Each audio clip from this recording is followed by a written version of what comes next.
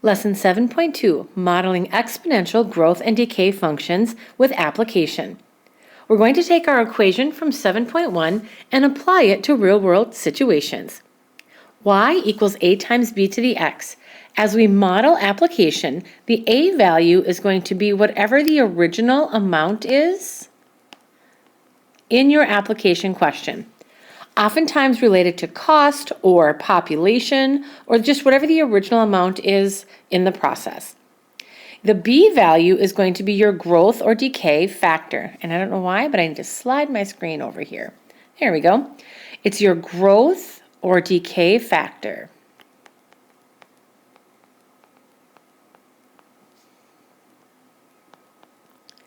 To determine your b value, we take what the original percent would be for part A, which is always going to be 100%. So we're always going to start with 100%, and then we'll either add or subtract the growth or decay value to get b. And I'll show you what that looks like in our questions down below. Then we have x and y. X is always going to be our change in time, how much time has gone by. And as we plug everything in on the right-hand side of our growth and decay function, we're going to get our new amount on the right. And that's really about it. You should always have enough information in your word problem to fill in what you know. Let's take a look at some examples down below. Please write this example out as I talk through it. It says a new snowmobile costs $4,200. The value of the snowmobile decreases by 8.5% each year. The first thing we're going to do is write an exponential model for the value of the snowmobile as a function of time. And then in part B, determine the value of the snowmobile in 7 years, round to the nearest penny. Please pause the video and make sure you have both of those written down with just a couple of lines in between them. Press play when you're ready. To create an exponential model, what we're going to look at in our given information is starting with 4,200. That's the original value of the snowmobile. That's what A will equal in our equation. And then it says the value of the snowmobile decreases by 8.5%. That's going to be our B value. Since it's decreasing, this is going to be a decay factor.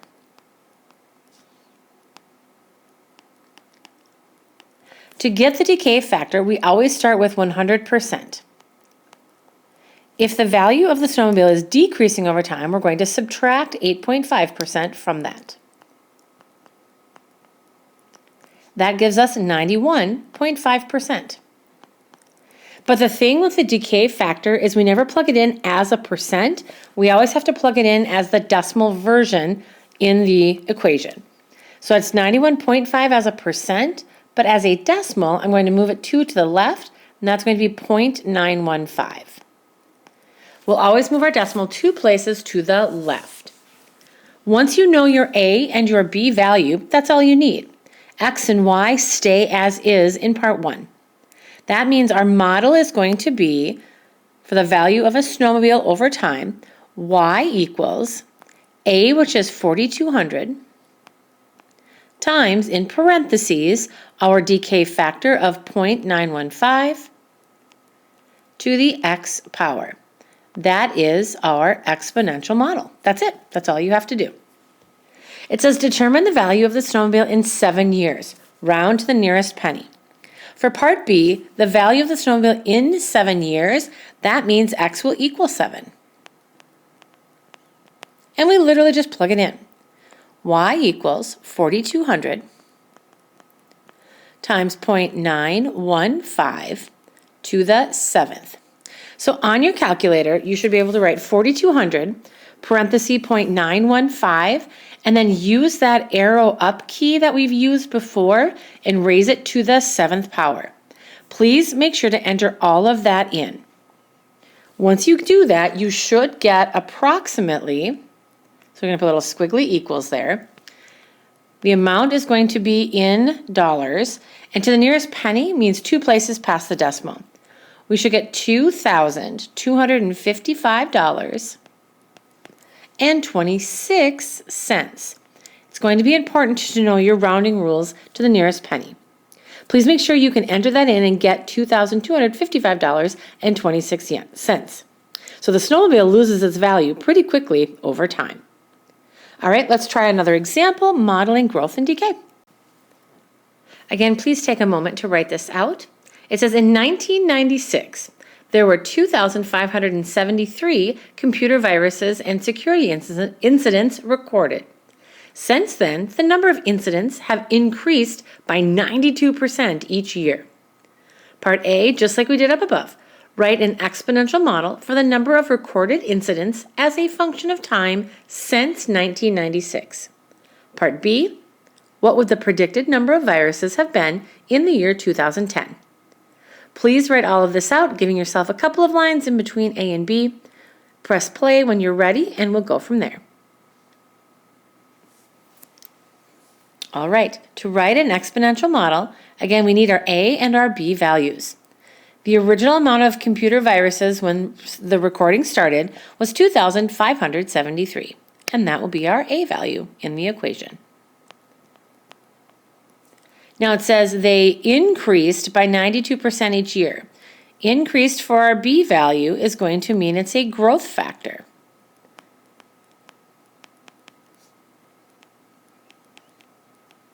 What that means then is we're going to take 100% and add the increase each year.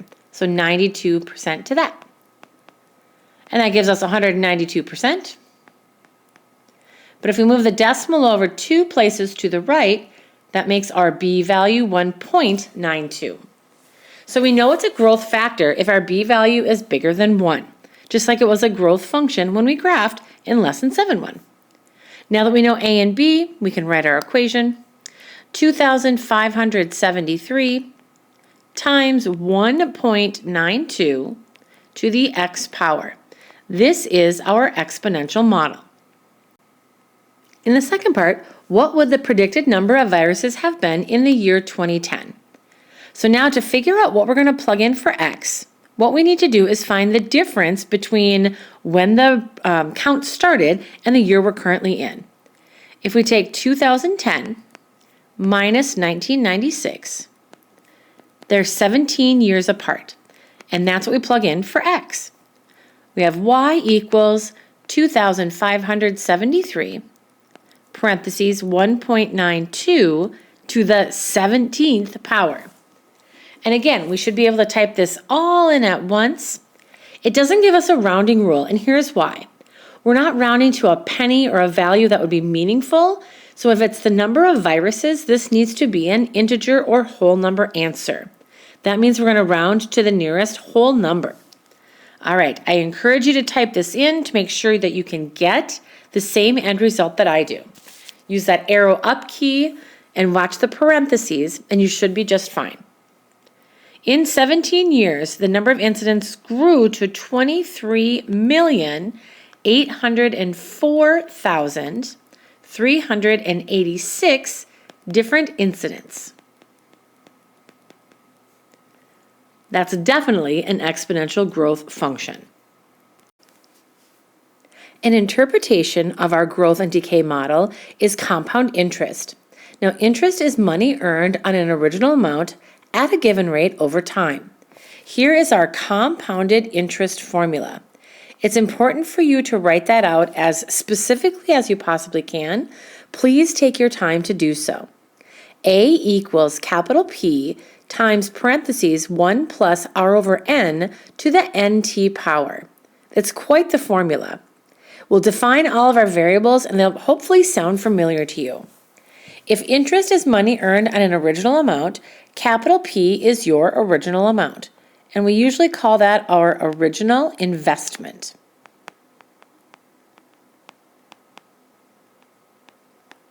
So let's say you want to put $500 into a savings account. That would be your original investment or original amount. Now R is going to be your given percentage rate. And just like our growth and decay models before, we have to write that in decimal form.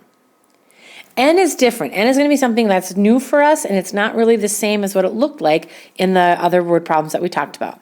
N is the number of compounds that you have on your interest in a given year. So number of compounds in 1 year.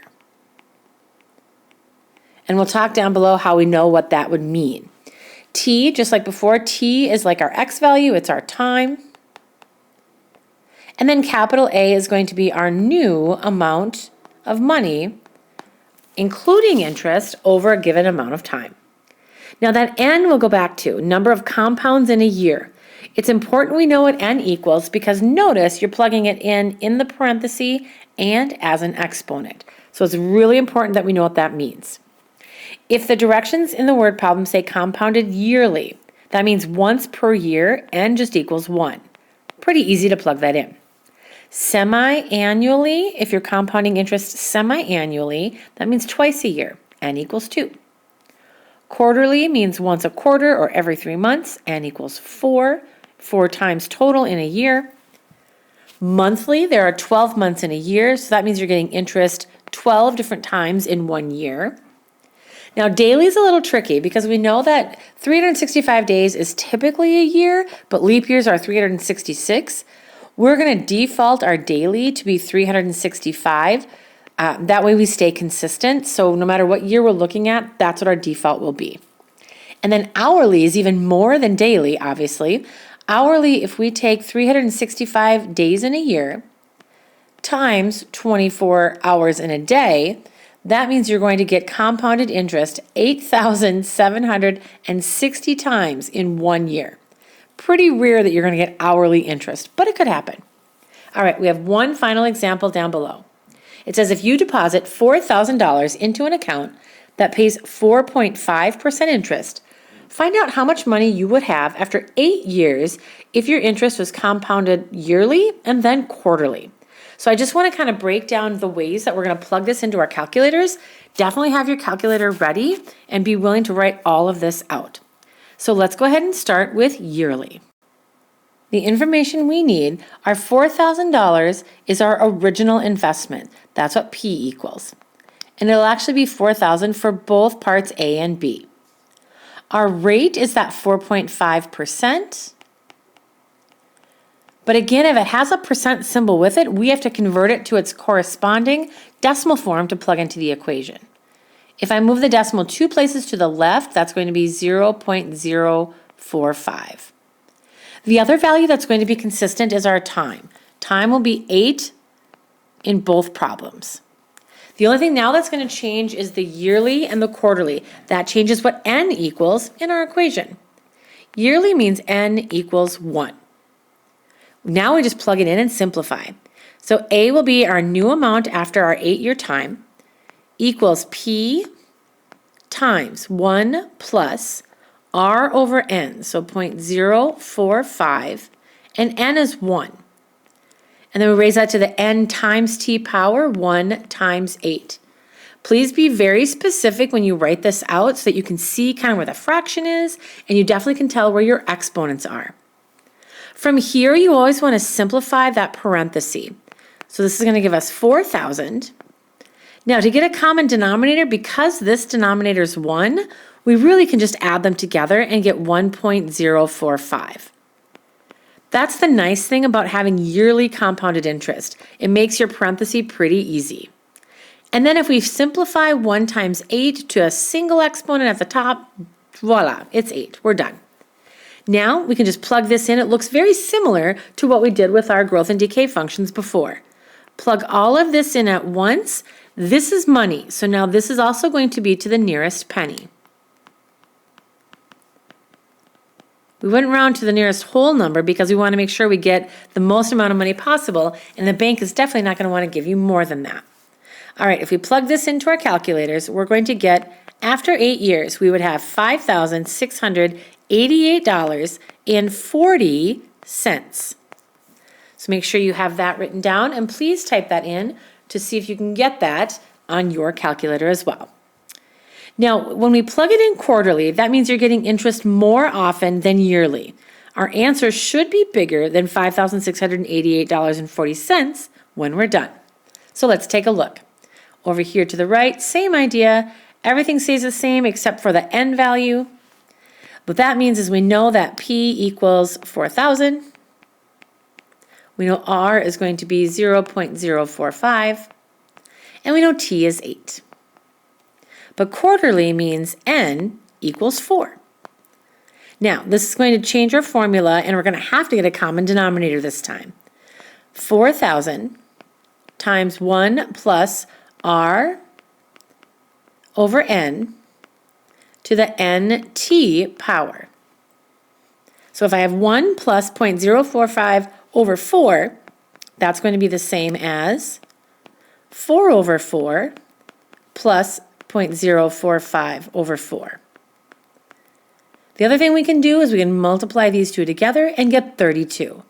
It's important to condense that down to one exponent. If we combine like terms, we would get 4,000 times 4.045 over 4 to the 32 power. Now, we can type this all in at once. If you're careful about your parentheses, raise it to the 32 power. Go ahead and try that and see if you can get the same answer I do. After 8 years with compounded interest quarterly, we should have $5,721.81. So if you had the option, you definitely want to do quarterly versus yearly because you'd get more money on your original investment. And this is application for exponential growth and decay.